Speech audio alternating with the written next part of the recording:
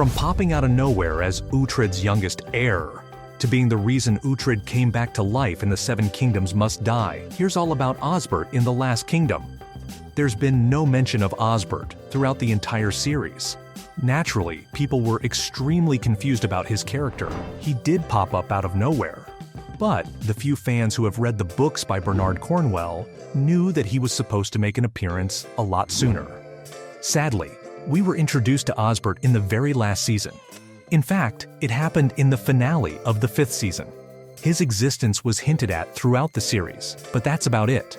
Uhtred's oldest son, Oswald, aka young Uhtred, started asking questions about his baby brother like, where is he? Is he safe? And Uhtred simply replied to each question with, his time will come. It was almost as though there were too many characters, and once they died one by one in Season 5, writers were like, yep, we have room for Osbert now. But a lot of folks were confused because they didn't know which Osbert everyone was talking about. If you remember, Uhtred was also called Osbert, but then his older brother died by a bunch of pagans, so he was rebaptized and introduced into the world by a new name, Uhtred, the heir to Bebbanburg. But that's a completely different story, because obviously this wasn't a fantasy story where Uhtred's past self could make an appearance. So the real concern is, who was that little boy at the end? Osbert's the third son of Uhtred of Bebbanburg in The Last Kingdom. And before you even think about it, yes, he's a legitimate child, which obviously means that Sti-Ora and Oswald are his legit siblings. His character arc was confusing for a lot of people, and I honestly don't blame them. Some thought he was part of a big plan. Others thought he was sent to kill Uhtred, which is not the case. Do you remember Uhtred's wife and the love of his life, Gisela? In Season 3, Gisela reveals she's pregnant and comments on how it's definitely a boy because it's kicking so much. While Uhtred is marching into battle, his wife goes into labor and soon gives birth to a baby boy, which has created a big controversy within the fandom. Some people genuinely blame Osbert for his mother's death.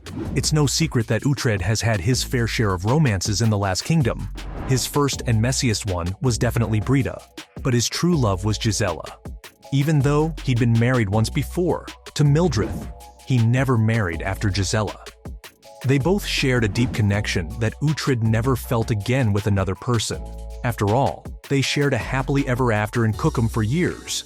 But then came her third pregnancy, and she died giving birth to Osbert.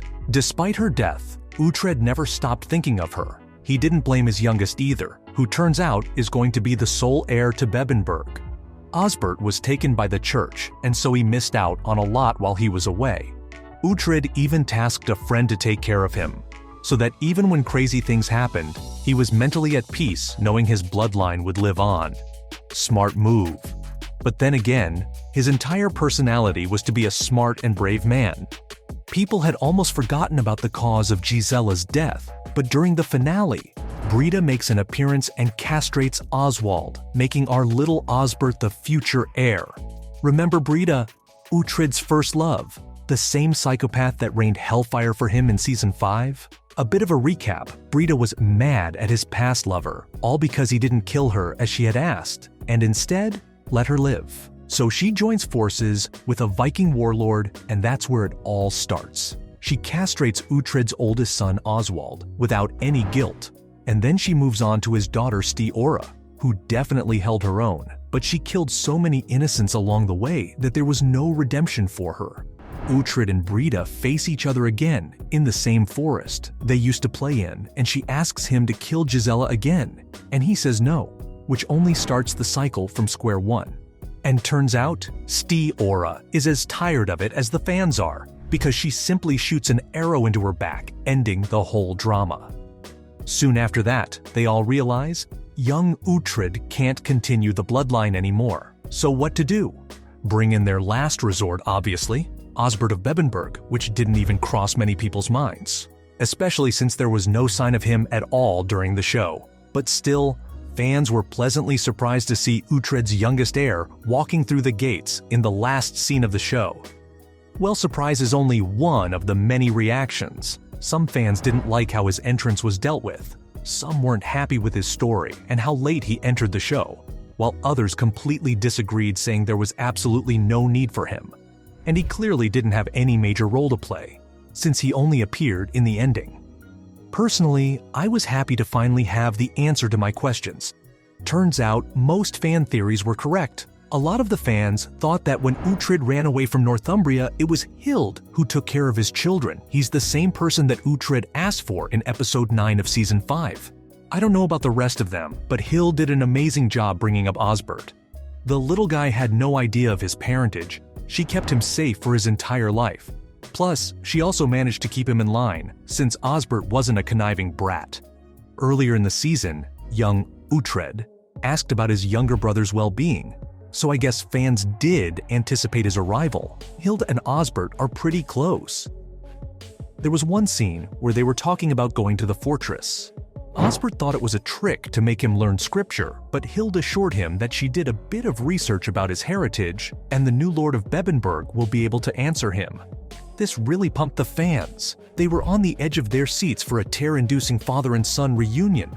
But unfortunately, fans were deprived of a monumental scene. We didn't get to see it because it happened behind the scenes.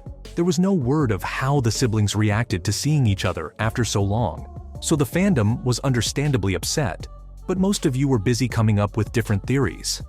After all, the youngest heir of Bebbanburg finally returned, especially in the ending scene as he did, so he must have some sort of role to play in the upcoming movie, The Seven Kingdoms Must Die.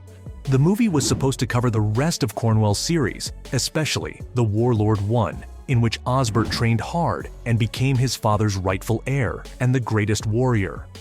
So the book readers had a lot of hope for his arc and what Jacob Dudman could bring to this character. But Osbert had little to zero development in the movie, as if the fact that the producers brought him in out of nowhere and didn't even give us the reunion scenes we deserved wasn't enough. He was a little boy when we saw him in the show's finale, walking with Hild, asking about why they're visiting the fortress. Next thing we know, he's a grown man, but nothing like the great warrior he was in the books. Instead, he was captured and held hostage in the movie, by Athelstan no less, so he's definitely not the big bad fighter we all expected him to be. But at least he returned to his father with all his pieces intact. The producers were forced to do some damage control when the fans made a big deal out of his lack of development, and their statement confirmed what I said before. We really felt that we were introducing Uhtred's two children. We also had Elfwin and Athelstan who were caught up in all the action, and just that it would be one character too many. So they were on a budget and couldn't afford to give Osbert the story he deserved. They did do one thing right though, and that's when Uhtred's stuck in between Valhalla and the living world.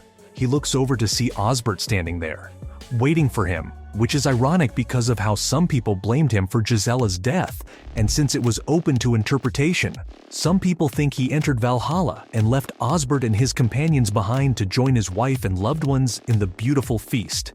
So, from being the reason Uhtred came back to life in The Seven Kingdoms Must Die, to being blamed for his mother's death, that was all about Osbert in the last kingdom.